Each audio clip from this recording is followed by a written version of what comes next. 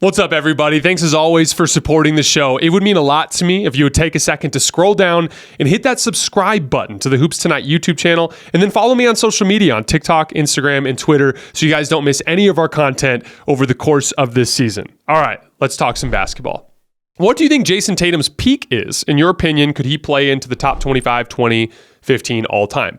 I honestly kind of feel bad for Tatum because he's an amazing player, but he rarely gets the recognition he deserves because, like you said in this video, or in the video, the league is just so stacked with talent, it's hard to separate yourself.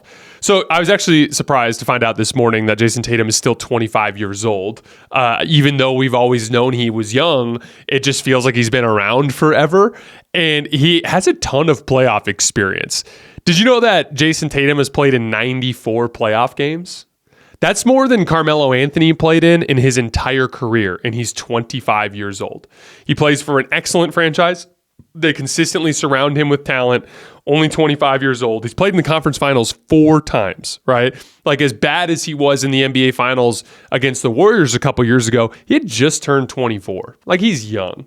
And as I've talked about, 25 kind of feels like that threshold to where guys kind of start to figure it out. And so my thing is, like, when I really look at how good Jayson Tatum already is and some of the things he's starting to learn this season, using his size and strength more, diversity of shot creation, working more on cleared sides, spamming actions that get him advantages. It hasn't been perfect. There have been downsides. Still has a long way to go, in my opinion. But there's a version of this that from 27 to 32, he's like a definitive top 3-4 player in the league. And if he is, and he's surrounded with the amount of talent that the Celtics I expect will surround him with, there's no reason why he can't win multiple championships and enter into those conversations. Like, again, I'm never going to pick the Celtics to win because my fears with them center around what happens with them in the playoffs. But what ends up happening in these situations is, like, eventually they break through. It's like Denver. I said the same thing with Denver last year. All season long, I was like, they can win the championship, but I'm not going to pick them because of trends in recent NBA history that tell me that teams that aren't in the top 10 defensively and aren't defending champions don't win the title, right? Then Denver broke the trend. That's the thing. The narrative and the trend surrounding the Celtics is going to be they can't execute at the end of games. Rightfully so, because that's what they've demonstrated. But then one day they're just going to do it.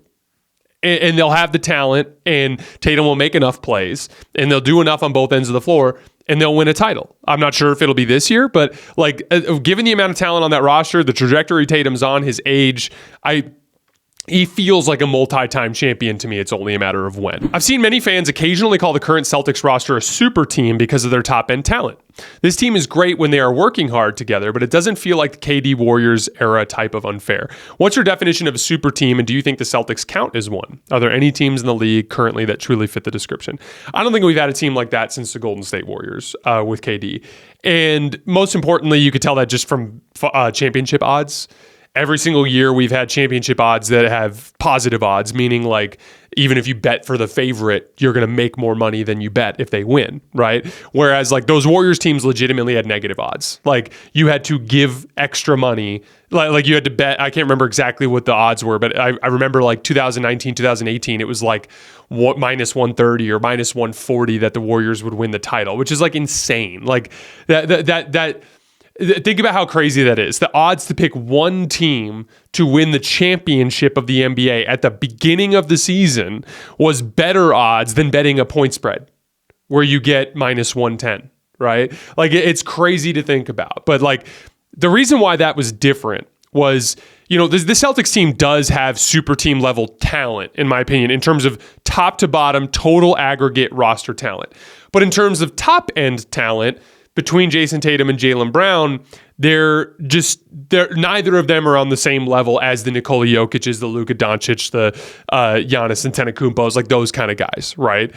And so when you get to the furthest levels of the NBA playoffs, the round 3, round 4, that is where the best players really shine through. And so as talented as the Celtics team is, I don't view them as a super team strictly from the standpoint of, like, their star talent. Like, if they go, the Celtics, even if they win the title this year, will have to beat teams that have better star talent in order to get it done. They very well might, but I view them as just another one of the contenders. I view them as top tier. To me, it's them and Denver at the top of the list.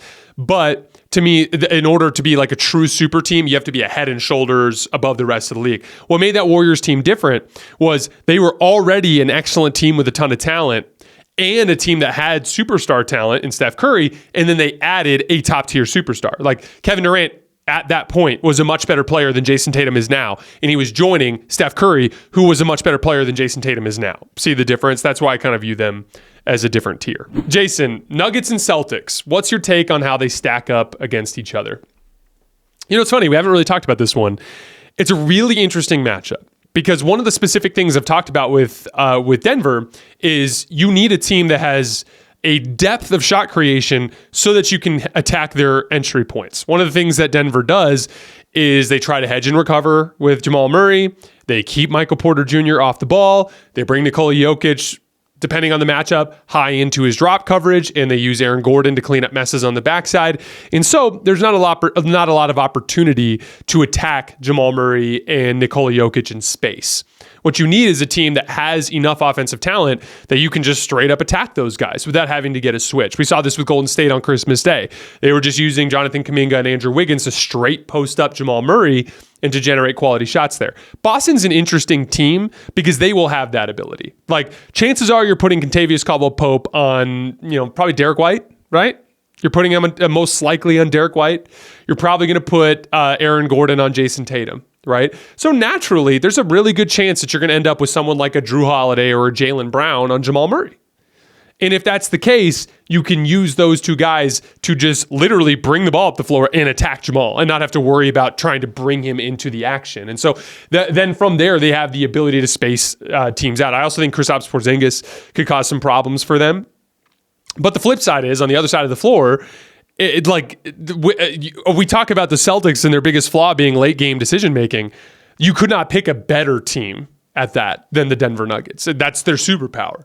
And so it's like weirdly both teams have the ability to take advantage of the other team's weakness. And I think it makes it really interesting. Obviously, though, you guys know I'm going to take Denver if I have to pick one of the two teams. But I do think it's very close. And I think those two teams are clearly the top tier contenders.